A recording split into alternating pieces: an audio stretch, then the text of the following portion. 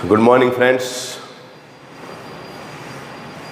ફરી એકવાર આપણે પ્રકરણ 7ના કેટલાક નવા એમસીક્યુની ચર્ચા કરીશું. એક એમસીક્યુ છે calcium carbonate. It will gives you CaO plus CO2. Calcium carbonate solid, calcium oxide solid, CO2 gaseous. Okay, આ જે પ્રક્રિયા છે તે સંપૂર્ણ તરફ જશે કારણ કે CaCO3 it will gives you CaO વત્તા CO2. આ પ્રક્રિયા સંપૂર્ણ તરફ જશે કારણ કે પહેલું ઉચ્ચ તાપમાન, બીજું CaO એ અવિયોજિત છે એટલા માટે, ત્રીજું CO2 સતત બહાર નીકળે છે, ચોથું કેલ્શિયમ ઓક્સાઇડ અને કેલ્શિયમ કાર્બોનેટ કેલ્શિયમ ઓક્સાઇડ એ કેલ્શિયમ કાર્બોનેટ કરતાં વધુ સ્થાયી છે. બરાબર.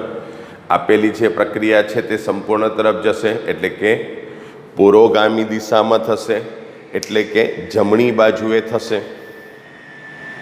એનો મતલબ શું કે નિપજ વધારે મળશે. બરાબર. તો આ પ્રક્રિયામાં નિપજ વધારે મળવા માટેનું કારણ શું?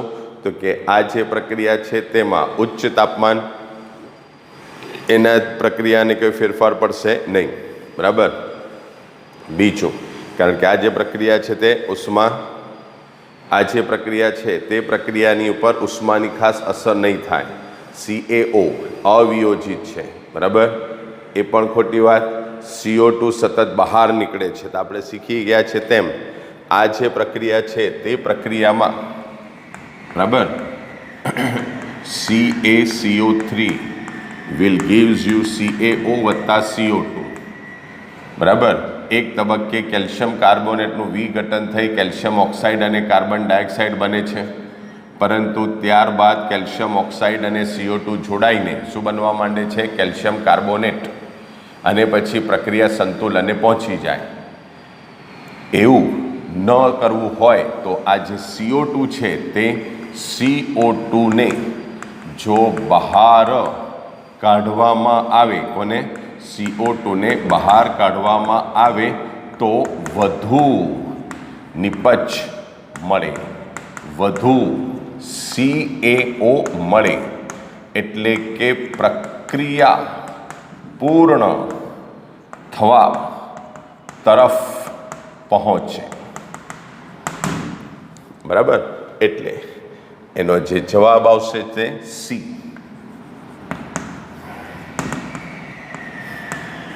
બરાબર. CO2 બહાર કાઢી લેવામાં આવે છે માટે. ચાલો બીજા એક પ્રશ્નની આપણે વાત કરીએ. નંબર 6. 300 કેલ્વિન તાપમાને થતી પ્રક્રિયા. 300 કેલ્વિન તાપમાને થતી પ્રક્રિયા. NO વત્તા 1/2 O2 it will gives you NO2. એને માટે સંતુલન અચળાંક K1. 2NO2 it will gives you 2NO plus O2. એને માટે સંતુલન અચળાંક K2. આપણે તારવવાનો છે K2 અને K1 માટેનો સંબંધ. પહેલી એક પ્રક્રિયા લઈએ. NO વત્તા 1/2 O2 it will gives you NO2. બરાબર. ચાલો આને માટે K1 બરાબર concentration of NO2 upon concentration of NO into concentration of O2 raised to 1/2, 1/2 ઘાત. ગઈકાલે આપણે કરેલું તેમ બીજી પ્રક્રિયા બાજુમાં જ લખવાની, તો તમને સરખામણી ખબર પડશે. બીજી પ્રક્રિયા છે 2NO2 it will gives you 2NO plus O2. 2NO2 it will gives you 2NO plus O2. ચાલો એને માટે K2 શોધવાનું છે. શું શોધવાનું છે? K2. બરાબર. એનો સંતુલન અચળાંક બરાબર NO આખાનો વર્ગ ઇન્ટુ O2 નો 1 ઘાત છેદમાં NO2 આખાનો કેટલો ઘાત? 2 ઘાત. બરાબર. આવા જ પ્રક્રિયકો દેખાયા કરે છે. ખાલી ઉપર નીચે છે, બરાબર. ઓકે, તો આપણે શું કરીશું તો કે આ જે પ્રક્રિયા છે, ધારો કે K1, બરાબર, તો એનો આપણે શું કરીએ, વર્ગ કરીએ. તો કે માટે K1 નો વર્ગ બરાબર શું થાય,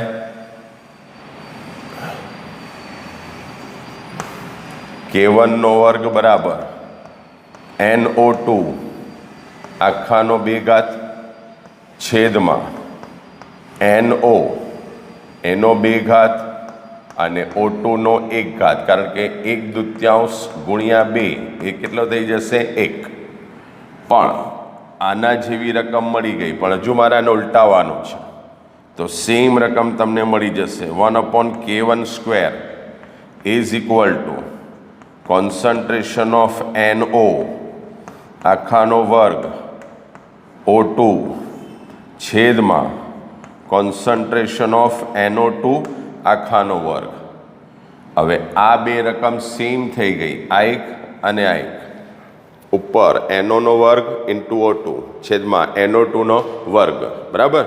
તો એનો મતલબ એના જે જવાબ છે તે પણ કેવા થયા, સરખા. So therefore K2 is equal to 1/K1 નો વર્ગ. અને એવો કોઈ વિકલ્પ છે તો કે યસ, સી, K2 છેદમાં 1/K1². એટલે આનો જે જવાબ આવશે તે કયો આવશે, સી આવશે, બરાબર. આ પ્રકારના દાખલા આપણે ગઈકાલે પણ કર્યા હતા, બરાબર. ઓકે, તો આ પ્રમાણે આપણે આનું સોલ્યુશન કરી શકીએ. બંને જે સમીકરણ છે ને તમારે સાથે સાથે જ રાખવાના. ઓકે ઓકે બીજો એક પ્રશ્ન આપણે જોઈએ મિત્રો. SO2 નું O2 દ્વારા SO3 માં ઓક્સિડેશન ઉષ્માક્ષેપક પ્રક્રિયા છે. તો SO3 ક્યારે મહત્તમ મળે? ચાલો પહેલા તો હું સમીકરણ લખું. પ્રશ્ન નંબર 7,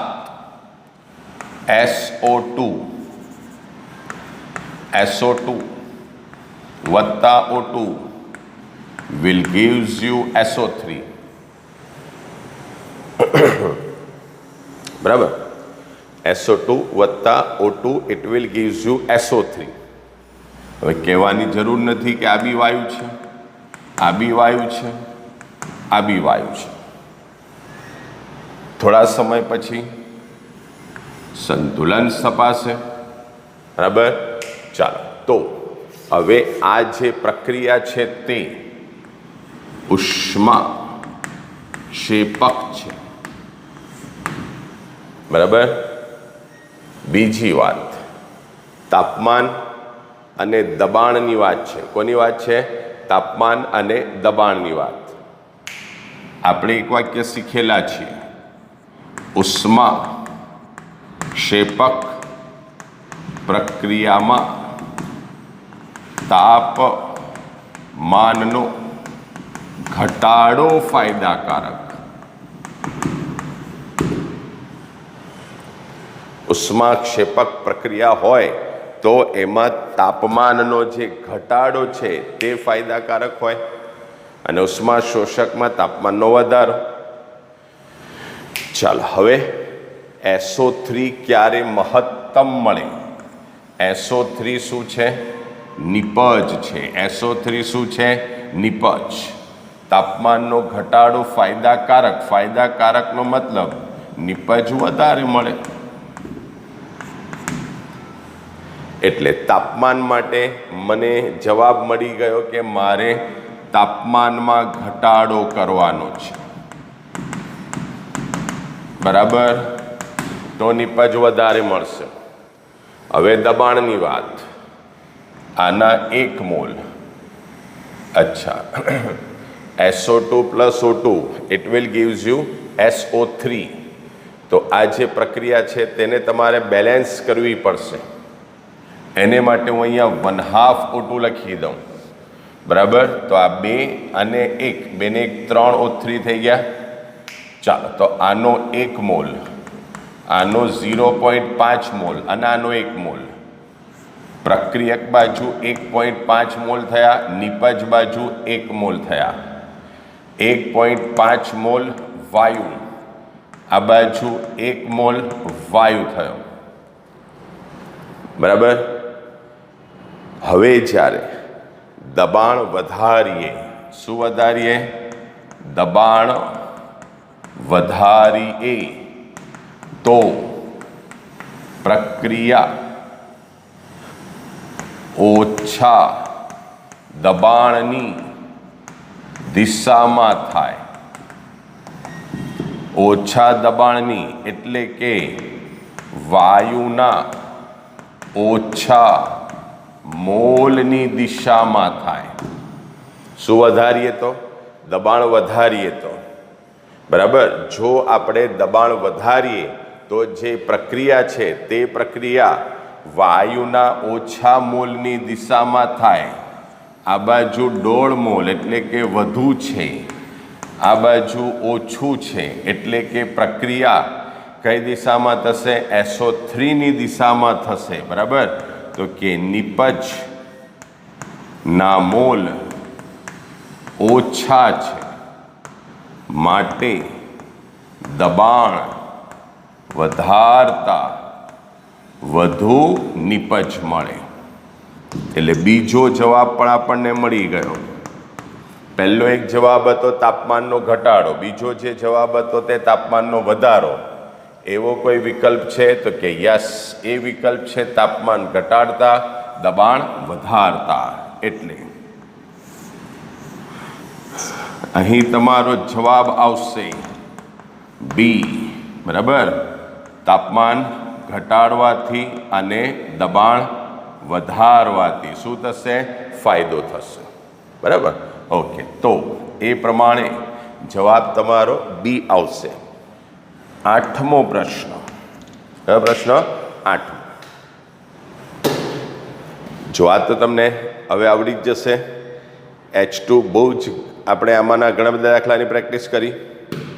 174 કેલ્વિન તાપમાને H2 plus I2 it will gives you 2HI. એનો સંતુલન અચળાંક 50 છે. તો 2HI it will gives you H2 plus I2. ફરી પાછી બે પ્રક્રિયા, ફરી પાછી મારી જ પદ્ધતિ એટલે કે હવે આપણી પદ્ધતિ. બે પ્રક્રિયાને સાથે લખવાની, કમ્પેર કરવાની. બીજી પ્રક્રિયા છે 2HI it will gives you H2 plus I2. Gaseous gaseous gaseous બધા વાયુરૂપ પદાર્થો છે. ઓકે. ચાલો હવે આને માટે K1 બરાબર કેટલું થશે? કોન્સન્ટ્રેશન ઓફ HI નો વર્ગ છેદમાં concentration of H2 into concentration of I2. બીજી બાજુ K2 બરાબર concentration of H2 into concentration of I2 upon concentration of HI આખાનો વર્ગ. ચાલો પહેલા રકમ જોઈ લઈએ. HI નો વર્ગ, HI નો વર્ગ, H2 H2, I2 I2. એટલે વર્ગ કરવાનો, ઘન કરવાનો, ઘનમૂળ કરવાનું, વર્ગમૂળ કરવાનું એવું કોઈ કામ નથી. ખાલી આ જે રકમ છે ને તમારે ઉલટાવી દેવાની. તો માટે 1/K1 બરાબર શું થાય? Concentration of H2 into concentration of I2 upon concentration of HI square. તો આ રકમ અને આ રકમ સેમ થઈ ગઈ, તો એના જવાબ બી સેમ. એનો મતલબ એમ થયું કે K2 બરાબર 1/K1. હવે K1 ને શોધવાનું. K1 કેટલો છે? 50 છે. બરાબર. તો K ઇઝ ઇક્વલ ટુ 1/50. 1/50 કેટલો? 50. બરાબર. ઓકે. તો એનો ભાગાકાર સિમ્પલ કરી લેવાનો. 1/50 1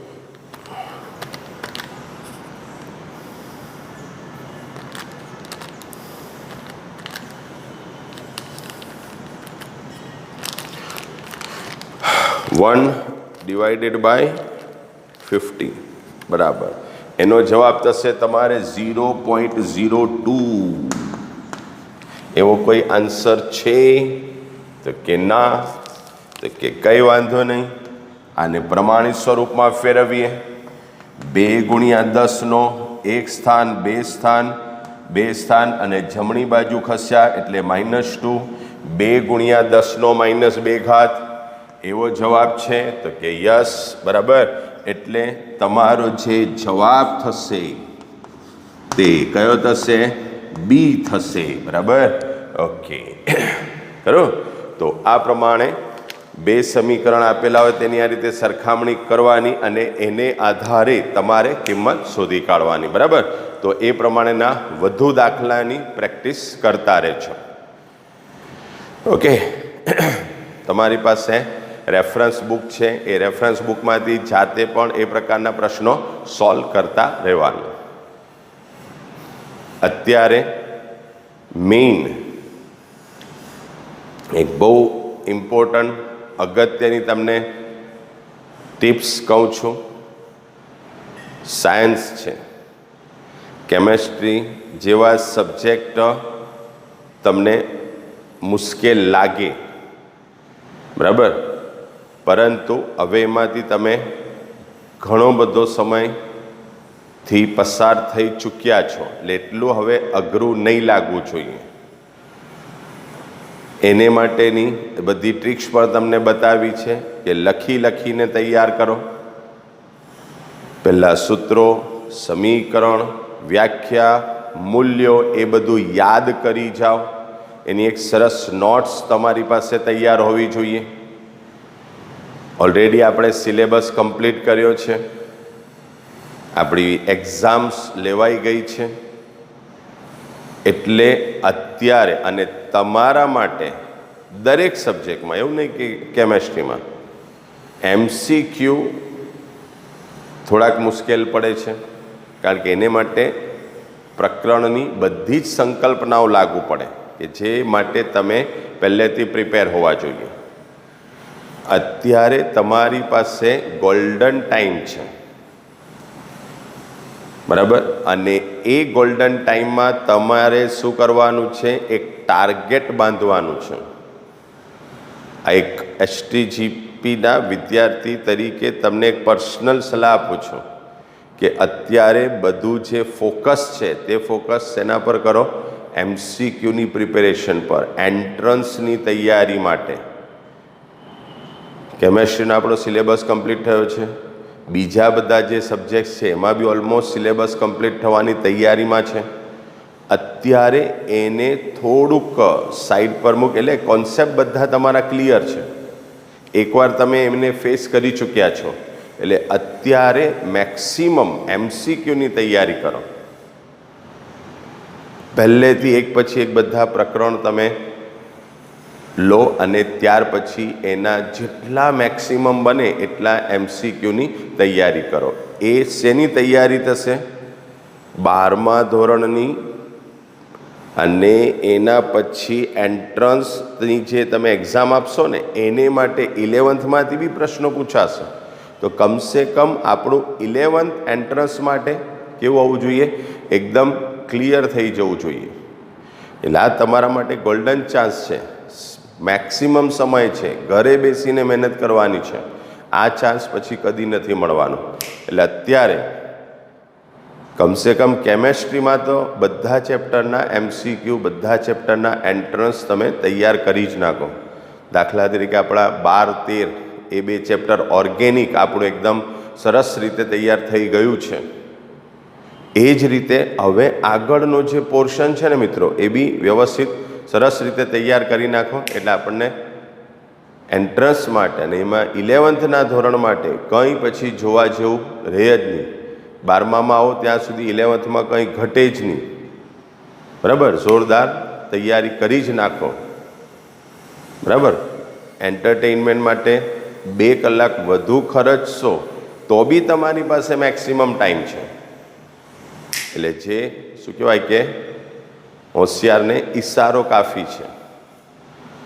એટલે જે આ ખાસ મેં કીધું તેમ પર્સનલ મારા તરફથી આ તમને સલાહ આપી રહ્યો છું કે અત્યારે બધું જ આપણું કમ્પ્લીટ છે, એટલે તમે આ સમય મળ્યો છે એમાં ઓનલી MCQ એન્ટ્રન્સ એની સરસ તૈયારી કરીને મૂકી દો. નોટ્સ મેં કીધું ગઈકાલે તે પ્રમાણે બનાવી દો. બધા ચેપ્ટર્સ, એના સંજ્ઞા, એના સૂત્રો, એના એકમ, એના સમીકરણો, એના મૂલ્યો, જે રીતે આપણી મેં કીધું તેમ ઓર્ગેનિકની એક સરસ મજાની નોટ તૈયાર થઈ ગઈ છે. 12મા ધોરણમાં તમને વખતો વખત કામ લાગશે. એ જ રીતે આગળના બધા ચેપ્ટર્સ બી જોરદાર તૈયાર કરી જ નાખો. ઓકે, ઓલ ધ બેસ્ટ બેટા.